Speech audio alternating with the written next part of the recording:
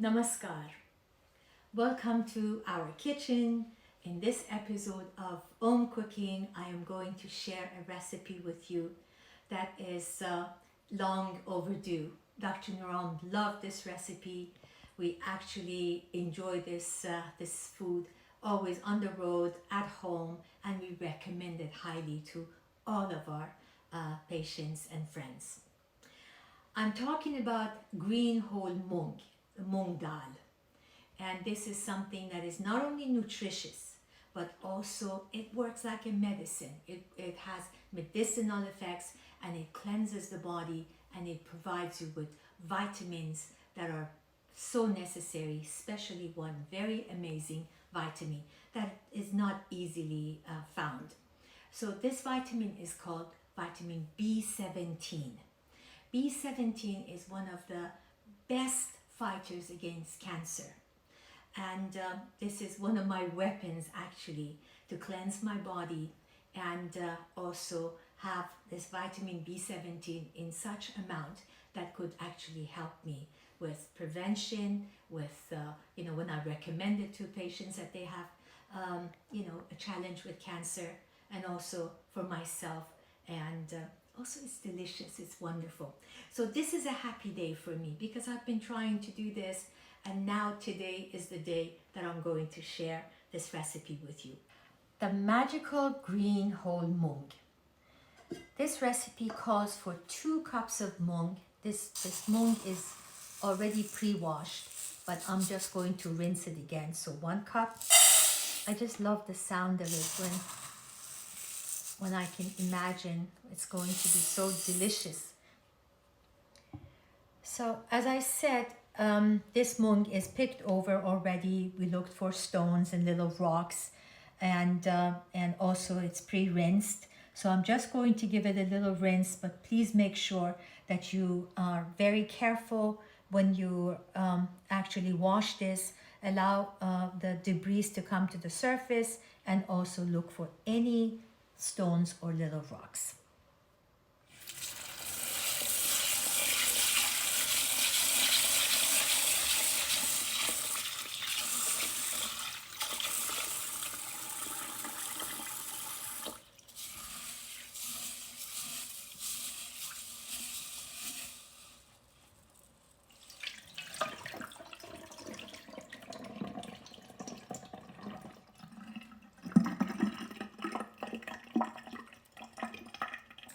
Now let us talk about the ingredients that we have here.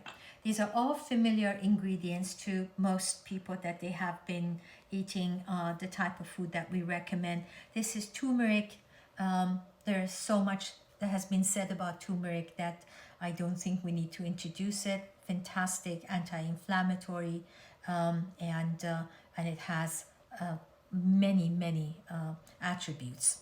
So we also have here the wonderful kokum. Kokum is a fruit, is a plant, and it helps in digestion, and it has a delicious, tangy, tart taste. I know that Dr. Ram has always said, do not eat anything that is sour. That was in reference to citrus fruits and sour and fermented. This is actually a plant that helps and aids in digestion, and it has the sourness is because of the antioxidants. We have the wonderful mustard seeds. Mustard seeds, you can have it in black or in golden yellow color. We have chosen the black here, and it also helps again to promote good digestion, that Agni, the power of the fire of digestion. So we have cumin powder, and we have coriander powder. If you can get them in the seed form, it would be wonderful that you grind them yourself. You always know that they're fresh and they are helpful to you. So we have asafoetida. Asafoetida is or hing. It is again a digestive ingredient. It helps with it has a very peculiar smell. Please don't be turned off by it, but it really is fantastic when it's cooked. When it's cooked, it's wonderful, and we love it very much. We also have cinnamon. Cinnamon is very good for people that they have a challenge with diabetes, and it's also it gives it a very beautiful smell, and we love it. I love cinnamon in almost everything. It's also very helpful for the reproductive organs, especially for the male person. We have here chili powder.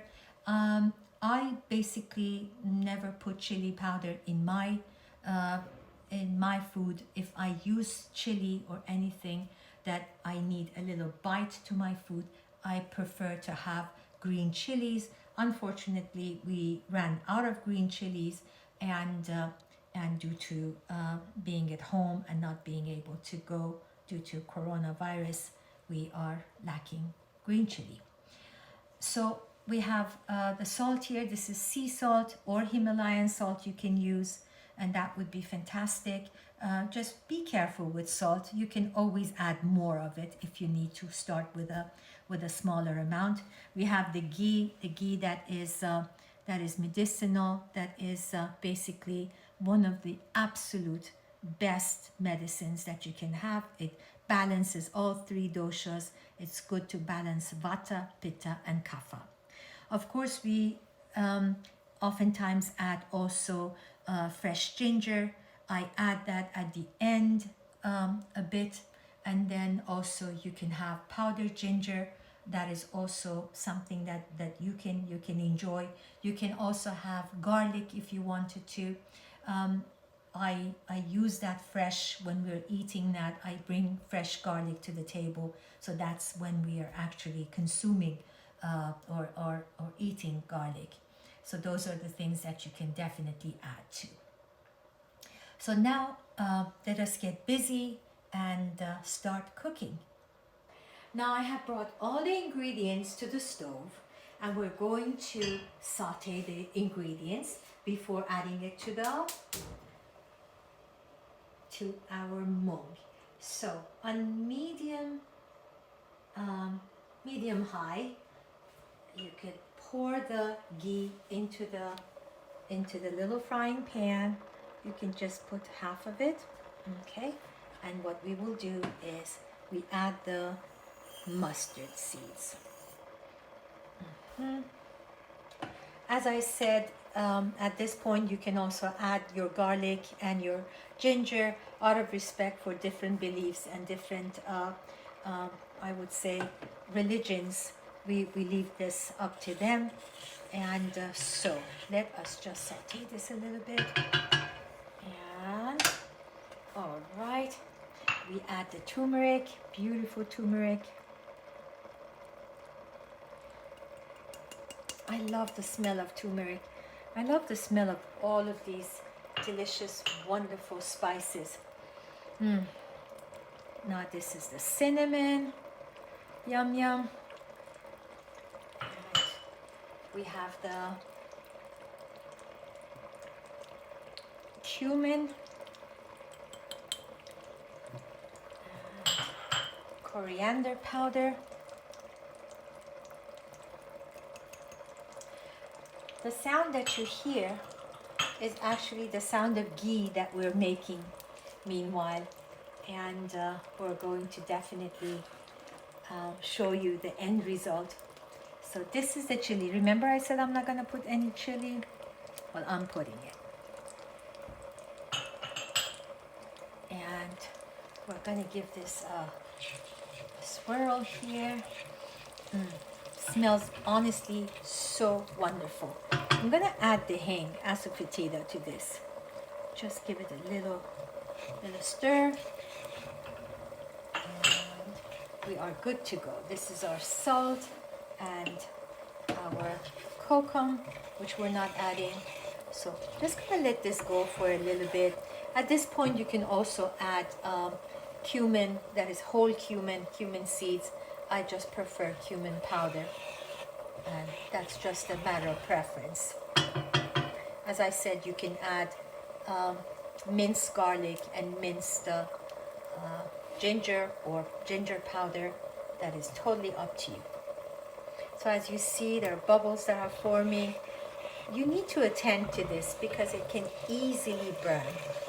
Just make sure that it doesn't get burned, and you can honestly just smell this and it's done. So we turn it off, and I'm going to bring the mung that I have put in the liner of that rice cooker. Okay, so at this point I'm going to add the salt. As I said, don't add too much salt. You can always add at a different time. This is also our kokum. I'm going to put the kokum with the kokum water in here, and you will see how delicious it will make it. And I'm going to reach for, okay. Be careful when you lift this. It could be very hot, and just pour it into the pot.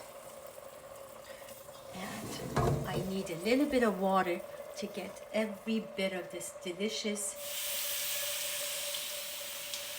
mixture of spices into our mung.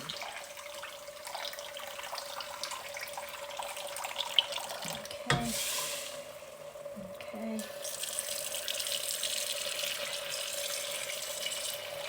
Very good.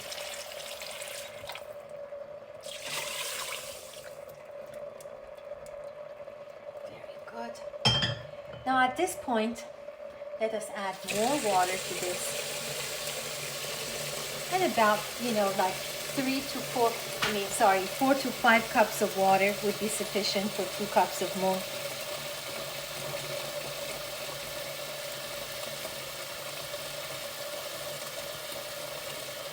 Good. I have different moods. Sometimes I want the mung to be very thick, and sometimes I would like it to be a little bit more soupy and runny. Then according to that, you can always change the amount of water that you put in. So now we have this beautiful mixture here with the mung beans and all the spices and everything. And honestly, it smells so good. I wish you were here. I'm going to add a little bit more of ghee, and I wish I could add even more, but there is always a limit. So we use a rice cooker. As I said, I use a rice cooker because I have mung every morning for breakfast. So what we do is that we bake the mung ready to this point, and then we will let it sit in the rice cooker overnight, so it also gets a little bit mixed and soaks in this delicious water. Then in the morning around 4:30, 5:30, whenever that I wake up, or Miss Lisa is up, we press the button and we turn this on. You can see that it's been used. We have the evidence here. So I put this back in here and close it. Let me put this, plug this in, and basically this amount of mung in the rice cooker needs 2 cycles of rice. You see here it says you turn it on, and then it has different buttons here. We use the button that says rice or white rice. So we press this and it just starts cooking and it gets going. We check it after 1 cycle, and mostly we let it go for a second cycle as well. The mung that comes out is so creamy, so wonderful, and so delicious. I really, really love it. And it's been our best friend. This rice cooker has been truly a true friend to us. On the road, we take 1 or 2 of these with us, and we can cook vegetables in it, vegetable soup, or we can do the mung the way that we like it. And sometimes we also use an Instapot. Instapot is basically the same. It's not as creamy as the rice cooker. So I like the rice cooker, but I use the Instapot. You can choose and see which one is to your liking. Or in a slow cooker, that you can also program. There are many slow cookers that you can actually purchase. You can program it at night for it to go on around 4 o'clock, 5 o'clock in the morning. So by the time that you wake up, it's always ready, waiting for you for a delicious, nutritious breakfast.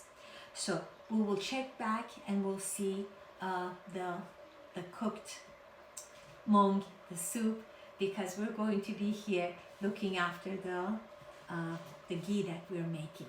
So see you soon and thank you. Welcome back everyone. I'm really excited. I can't wait to taste this delicious and nutritious soup. But I wish you were all here so we could enjoy this together. I remember how much Dr. Naram loved this soup. He wanted to always have it, even when we were traveling. He used to have it for afternoon and also for his dinner.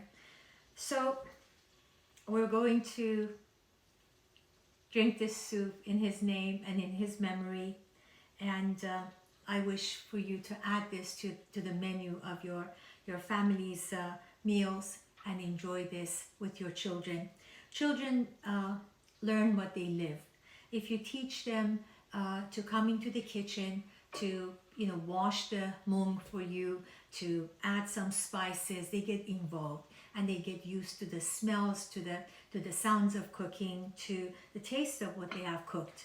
So I would like to now review the soup and have you enjoy this at least vicariously. So the soup that I made is a little bit thicker. I like it this way because of the fact that it's more filling for me, and you can see certain, a little bit of kokum floating here. This kokum you can eat or you can discard. It has already, the taste, the sour taste has passed, and it's kind of it has an earthy taste to it. Dr. Giovanni really likes to eat the kokum, so we always used to give this to him. I have also some chopped cilantro here. I like to add the cilantro at the table when we're eating, and some people might add it just a few minutes before. So let me serve myself a little bit of the soup and add some of that cilantro. And here we are. Smells great. I'm sure it tastes just wonderful. And here we are. Remember, as we always say, when you cook, please, above all the other ingredients, add a little smile, add a little kiss, and a lot of love. And let us taste that now together.